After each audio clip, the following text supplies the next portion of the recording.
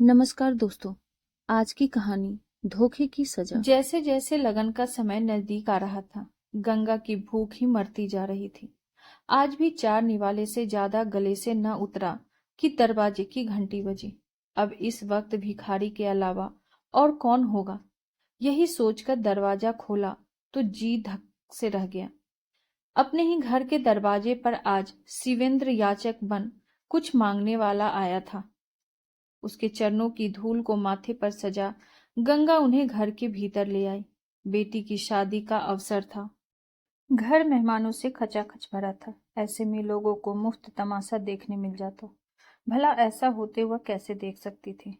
गंगा तो जैसे सचमुच गंगा सी पवित्र व सरल थी। उनके चेहरे पर अलग ही ओज था, जिसे देखकर कोई नहीं कह सकता था कि उनके जवान बच्चे हैं। वह सचमुच गंगा सी निर्मल लगती थी। उनके होठों पर सुसज्जित मुस्कान अनायास ही शिव के मस्तक सजी पावन गंगा की याद दिलाती। सच, अगर सुंदरता ही स्त्री की पहचान होती है तो गंगा के पांव जमीन पर नहीं पड़ने चाहिए थे। मधुर स्वभाव की स्वामिनी विनम्र गंगा, जिसने अपने संपूर्ण जीवन काल में शायद ही किसी से ऊंची आवाज में बात की हो, जिसने केवल अपने बलबूते पूरे परिवार को सस्नेह संभाला हो, वह साहसी महिला आखिर आज अकेली क्यों है? और अनायास ही आप पहुंचे आगंतुक से आखिर उनका क्या नाता है? ऐसे तमाम सवाल लोगों की जुबान पर आते आते रह गए जब वह उन्हें अपने साथ लेकर भवन के आखिरी कमरे की ओर बढ़ी। साथ चलते हुए 7 वचन याद आए तो मन व्याकुल हुआ और यादों का पिटारा अनायास ही खुल गया। वह सुबह याद आई जब पूरे परिवार के सामने शिवेंद्र ने कहा था कि अब वह अपनी अलग दुनिया बसाना चाहते हैं। उनके मुंह से अचानक यह सुन सभी सकते में आ गए थे। बच्चों का भविष्य अधर में था। काव्या 12वीं में थी। दोनों लड़के कॉलेज की पढ़ाई खत्म कर चुके थे। बच्चों की विवाह की उम्र में पिता का किसी और स्त्री के साथ घर से पलायन उनकी समझ में नहीं आ रहा था। अपने पैरों पर खड़े होने के लिए उन्हें पिता की जरूरत थी। उन्होंने माँ की ओर देखा तो चेहरे पर वही माधुर्य विराजमान था। इसका मतलब उन्हें अपनी उजड़ चुकी दुनिया का भान था। आखिर यह सब एक दिन में तो न हुआ होगा। कैसे अपने बच्चों को इसकी भनक तक न लगने दी? यह सब सोचती काव्या मन ही मन रो रही थी। अपनी तरफ अपने ही हृदय में दफन करने वाली की ओर देखती हुई सोचने लगी कि आखिर माँ किस धातु की बनी है जो यह सब हंसते हंसते झेल गई। आखिर उसका अपराध क्या था? क्या सुशील संस्कारी स्वभाव ही बैरी बना है?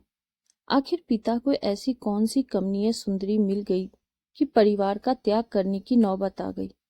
सभी चिंतित में थे, मगर गंगा मन ही मन ईश्वर को धन्यवाद कर रही थी। अच्छा हुआ, जो होना था पहले ही हो गया। बच्चों की शादी के बाद ये घटना घटती तो और जलालत झेलनी पड़ती। बेटे सुमीत व अंकित से चुप न रह गया तो अतावलेपन में पिता से प्रश्न कर बैठे कि हम कहाँ जाएंगे और हमारे बिजनेस का क्या होगा। शिवेंद्र निरुत्तर थे तो गंगा ने जवाब दिया, जाने दो इन्हें, इस रिश्ते से आजाद कर दो। तुम्हारे बिजनेस के लिए पैसे मैं दूंगी। गंगा अपने परिवार की इकलौती बेटी थी। माँ के सारे गहने इसके हिस्से ही आए थे। बैंक में जमा कर लोन की अर्जी दी तो अच्छा खासा धन मिल गया। हौसले को बुलंद कर कपड़ों का दुकान खोल लिया। माँ और बेटे बारी बारी से दुकान पर बैठते हुए अपने कठिन परिश्रम से बिजनेस को चरम तक पहुंचाया। बेटी को अच्छी शिक्षा दी और रिश्तेदारों की मदद से उसका विवाह तय किया। अब जबकि पूरा परिवार संभल चुका है, ऐसे में गृहस्थ की वापसी ने वापस संशय में डाल दिया। अतीत की गलियों से गुजरती आंगन के पार आखिरी कमरे में आई, जहां काव्या हल्दी में लिपटी बैठी थी। शिवेंद्र को काव्या के सम्मुख खड़ा कर दिया और उनकी ओर मुखातिब होकर कहा कि आपको जो भी मांगना है इससे मांगिए, क्योंकि आपको देने के लिए अब मेरे पास कुछ भी शेष नहीं। आवाज में अजीब दृढ़ता थी। बेटी, एक पिता का हक उसे दे दो।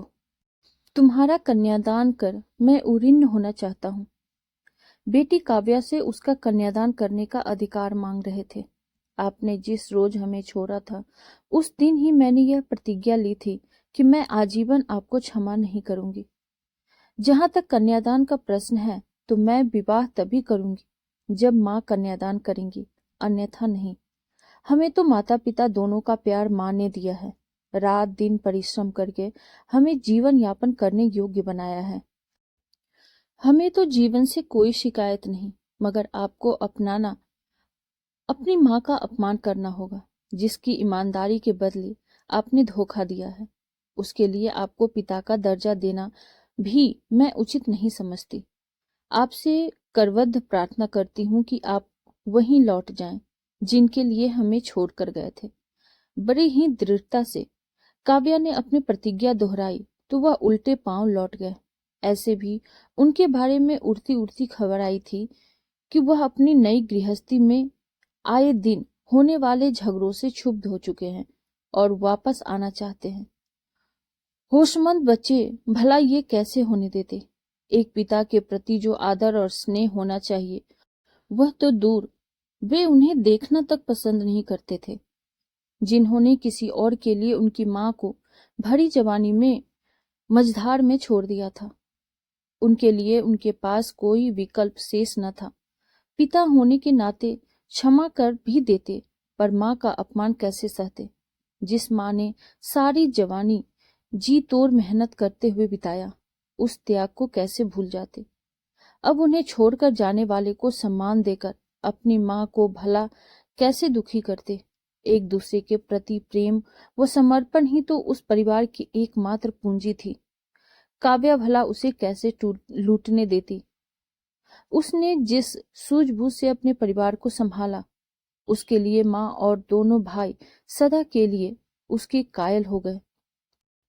लौट आए पति को लौटाने का गर्व आज एक विजयी मुस्कान के रूप में गंगा के चेहरे की शोभा बढ़ा रहा था। आपको हमारी ये कहानी कैसी लगी? कमेंट बॉक्स में जरूर बताइए, और ऐसी ही ढेरों सारी कहानियों के लिए वीडियो को लाइक, शेयर और चैनल पे नए हैं तो सब्सक्राइब करना ना भूलें। Thank you.